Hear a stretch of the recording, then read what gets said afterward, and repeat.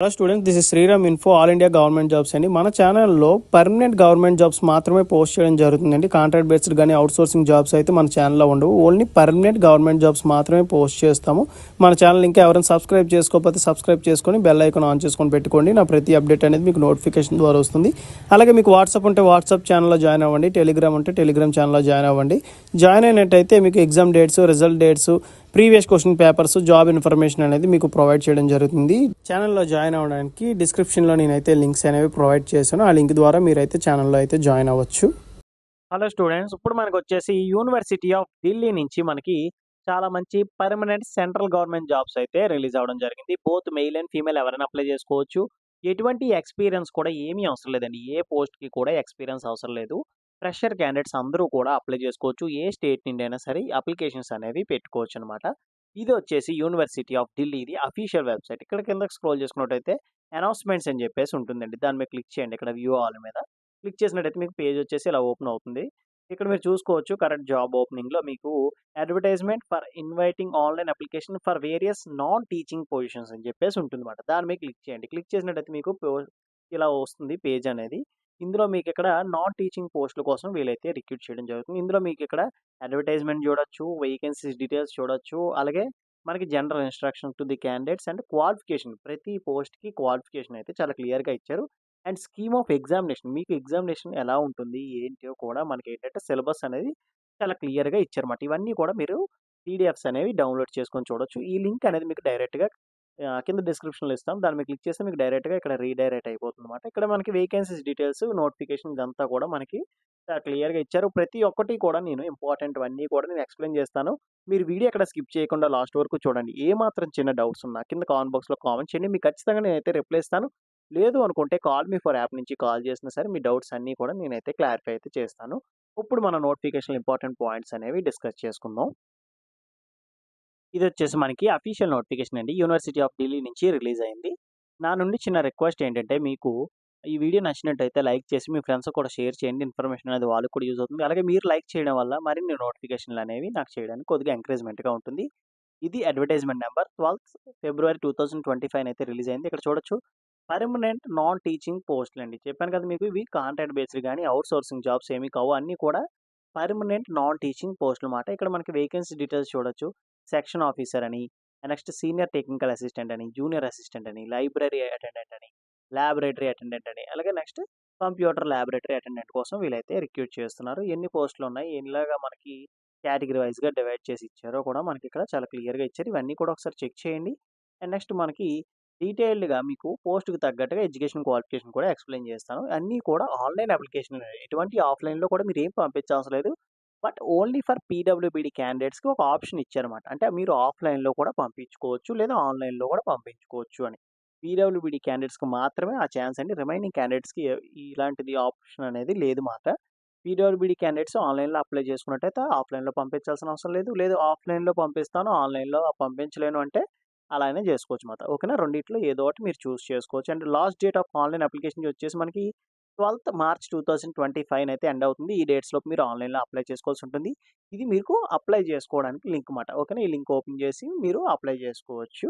Next మనకి qualification details అనేవి చూద్దాం. ఓకేనా? ఎడ్యుకేషన్ క్వాలిఫికేషన్ డీటెయిల్స్ చూసుకున్నట్టయితే ఫస్ట్ వచ్చేసి సెక్షన్ ఆఫీసర్ అండి.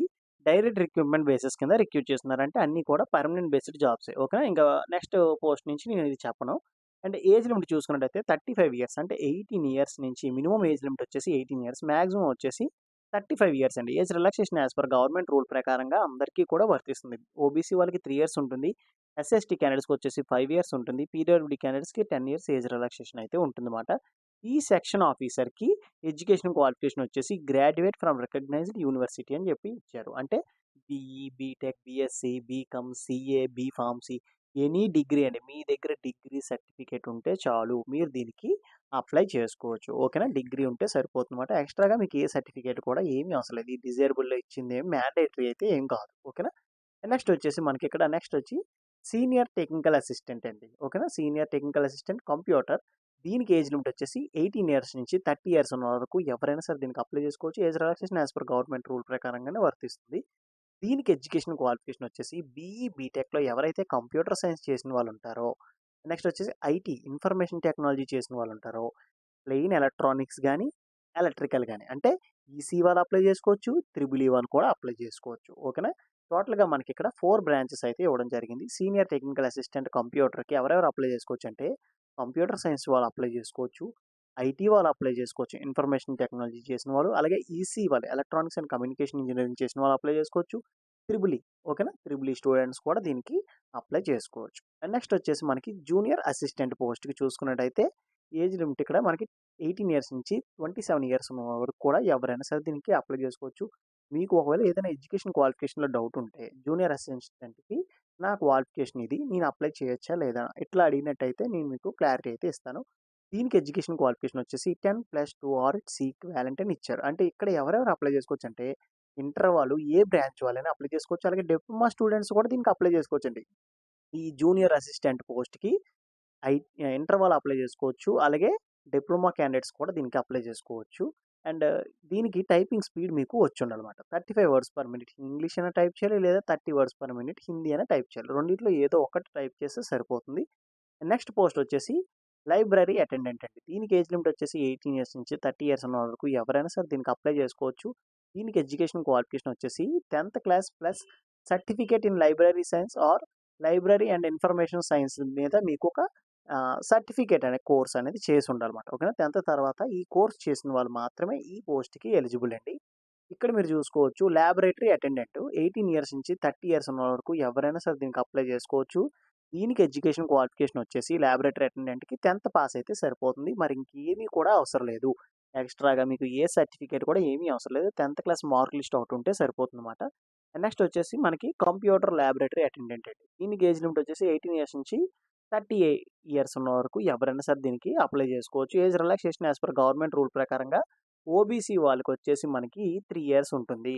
అండ్ ఎస్సీ, ఎస్టీ క్యాండిడేట్స్‌కొచ్చేసి మనకి 5 ఇయర్స్ ఉంటుంది. పీడబ్ల్యూబీడీ క్యాండిడేట్స్‌కొచ్చేసి 10 ఇయర్స్ అనేది ఏజ్ రిలాక్సేషన్ అయితే ఉంటుంది. ప్రతి ఒక్కరికి కూడా ప్రతి పోస్ట్‌కి కూడా ఏజ్ రిలాక్సేషన్ అనేది ఇట్లానే ఉంటుంది. దీనికి ఎడ్యుకేషన్ క్వాలిఫికేషన్ వచ్చేసి 10th క్లాస్ పాస్ అయితే సరిపోతుంది. ఓకేనా?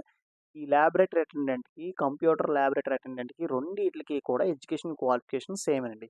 10th క్లాస్ పాస్ అయితే సరిపోతుందన్నమాట. ఓకేనా? ఇప్పుడు మనం general instruction to the candidate మనం చూసుకున్నట్టయితే ఫస్ట్ వచ్చేసి రిటన్ ఎగ్జామ్ ఉంటుంది. తర్వాత ఎవరికైతే టైపింగ్ టెస్ట్ ఉంటుందో వాళ్ళకి స్కిల్ టెస్ట్ అయితే పెడతారు. నెక్స్ట్ కంప్యూటర్ సైన్స్ వాళ్ళకి మాత్రం ప్రాక్టికల్ ఎగ్జామ్స్ అయితే ఉంటాయన్నమాట. ఓకేనా? మీరు ఏదైతే సిస్టమ్‌లో వర్క్ ఉంటుందో అది ప్రాక్టికల్‌గా మీరు చేసి చూపించాలి. ఇది చెప్పాను కదా! Age limit as per government rule ప్రకారంగా వర్తిస్తుందని. అండ్ నెక్స్ట్ వచ్చేసి అప్లికేషన్ ఫీస్ చూసుకున్నట్టయితే జనరల్ వాళ్ళకొచ్చేసి రూ. 1000 ఉంటుంది.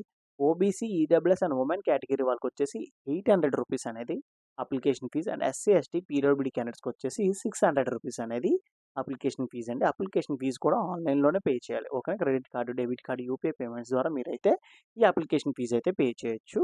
అండ్ నెక్స్ట్ ఎవరైతే SC, ST, OBC, PWD, EWS candidates ఉంటారో వాళ్ళకి వాలిడ్ క్యాస్ట్ సర్టిఫికేట్ అనేది అప్‌లోడ్ చేయాల్సి ఉంటుంది. And next another important points ఇక్కడ చూసుకున్నట్టయితే నో టీఏ, ఇది ఎటువంటి ట్రావెలింగ్ అలవెన్సెస్ అనేవి ఏవి కూడా ప్రొవైడ్ చేయరు. ఎగ్జామ్‌కి వెళ్ళేటప్పుడు ఎగ్జామ్ మాక్సిమం కూడా 99% ఢిల్లీలోనే కండక్ట్ చేస్తారు. ఓకేనా? మీరు ఢిల్లీ వెళ్లి ఎగ్జామ్ రాయాల్సి ఉంటుంది. అండ్ నెక్స్ట్ వచ్చేసి no application shall be entertained through mail and fax అండి. అంటే ఏంటంటే మెయిల్ ద్వారా, ఫ్యాక్స్ ద్వారా మీరు అప్లికేషన్స్ అనేవి పెట్టకూడదు. ఓన్లీ ఆన్‌లైన్‌లోనే అప్లై చేసుకోవాలి అని చెప్పేసి మనకిక్కడ ఇచ్చారు. అండ్ నెక్స్ట్ వచ్చేసి 34th పాయింట్ ఇక్కడ చూసుకున్నట్టయితే ఎవరైతే పీడబ్ల్యూడీ క్యాండిడేట్స్ ఉన్నారో ఇది ఓన్లీ ఫర్ పీడబ్ల్యూడీ క్యాండిడేట్స్ అండి. ఆఫ్‌లైన్ అప్లికేషన్ పెట్టాల్సిన వాళ్ళు ఇక్కడ ఇచ్చిన అడ్రస్‌కి స్పీడ్ పోస్ట్ ద్వారా పంపించాల్సి ఉంటుంది. అండ్ అప్లికేషన్ ఫార్మ్ కూడా నేను ఇచ్చిన లింక్‌లోనే ఉంటుంది. ఆ లింక్‌లో మీరు అప్లికేషన్ ఫార్మ్ అనేది డౌన్‌లోడ్ చేసుకొని ఫిల్ చేయొచ్చన్నమాట. ఇక్కడ మీరు ఒక ఎన్వలప్ కవర్ తీసుకొని application for the post of అని చెప్పేసి ఏ పోస్ట్‌కి అయితే మీరు అప్లై చేస్తున్నారో ఆ పోస్ట్ నేమ్ అనేది ఇక్కడ మెన్షన్ చేయాలి. ఎవరికైనా ఎనీ టెక్నికల్ ఎర్రర్స్ వచ్చినా, ఏమైనా డౌట్స్ ఏమైనా ఉన్నా ఇక్కడ ఒక మెయిల్ ఐడీ ఇచ్చారు రిక్రూట్‌మెంట్‌ది. ఆ మెయిల్ ఐడీకి మీరు స్క్రీన్‌షాట్ తీసి పెట్టినట్టయితే వాళ్ళు ఖచ్చితంగా మీకైతే రిప్లై ఇస్తారు. లేదా చిన్న చిన్న డౌట్స్ ఏమైనా ఉంటే కింద కామెంట్ బాక్స్‌లో అడగండి. అండ్ నెక్స్ట్ మనం ఇప్పుడు స్కీమ్ ఆఫ్ ఎగ్జామినేషన్ అనేది చూసుకుందాం. స్కీమ్ ఆఫ్ ఎగ్జామినేషన్ చూసుకున్నట్టయితే ఇక్కడ చూడండి ఫస్ట్ వచ్చేసి సెక్షన్ ఆఫీసర్ అండి. నేను ఒక రెండిట్లకి ఎక్స్‌ప్లెయిన్ చేస్తాను. రిమైనింగ్ అన్నీ కూడా మీరు ఒకసారి చూడండి. డౌట్స్ ఉంటే నన్ను అడగండి. నేను ఖచ్చితంగా మీకు చెప్తాను. సిలబస్ కూడా చాలా క్లియర్‌గా ఇచ్చారు. సెక్షన్ ఆఫీసర్ చూసుకున్నట్టయితే పేపర్ 1 వచ్చేసి మల్టిపుల్ చాయిస్ క్వెషన్స్ అయితే ఉంటాయన్నమాట. అది మనకి 2 అవర్స్ టైం అయితే ఉంటుంది. 300 మార్క్స్ 150 క్వెషన్స్.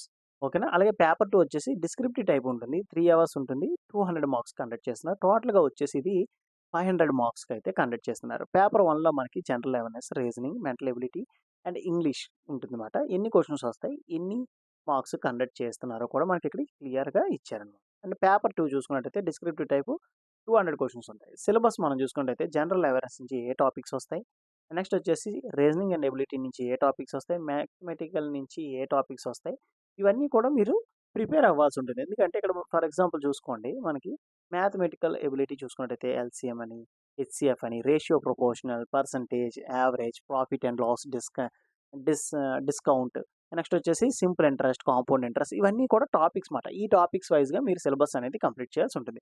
పేపర్ 2 చూసుకున్నట్టయితే డిస్క్రిప్టివ్ టైప్ మాట. మీకు ఇక్కడ పొలిటికల్ సిస్టమ్స్ అని చెప్పేసి వీటిల మీద ఈ ఏవైతే ఇక్కడ టాపిక్స్ ఉన్నాయో వీటన్ని టాపిక్స్ మీద మీకైతే అడగడం జరుగుతుంది. ఎన్ని మార్క్స్ కండక్ట్ చేస్తున్నారు కూడా మనకి ఇక్కడ చాలా క్లియర్‌గా ఇవ్వడం జరిగింది. ఓకేనా.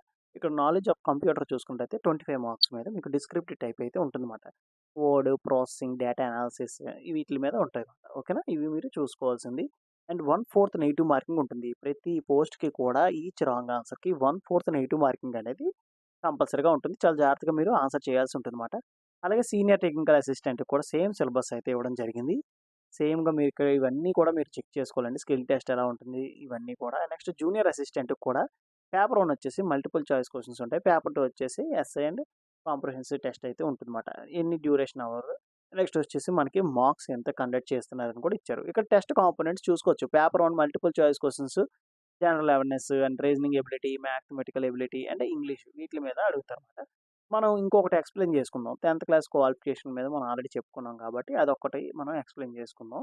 ఇక్కడ మనకి లాబొరేటరీ అటెండెంట్ చూసుకోండి. లాబొరేటరీ అటెండెంట్‌కి వచ్చేసి మల్టిపుల్ చాయిస్ క్వెషన్స్ ఉంటాయి. 150 క్వెషన్స్ ఉంటాయి. 3 అవర్స్ డ్యూరేషన్ టైమ్, 300 మార్క్స్ మాట.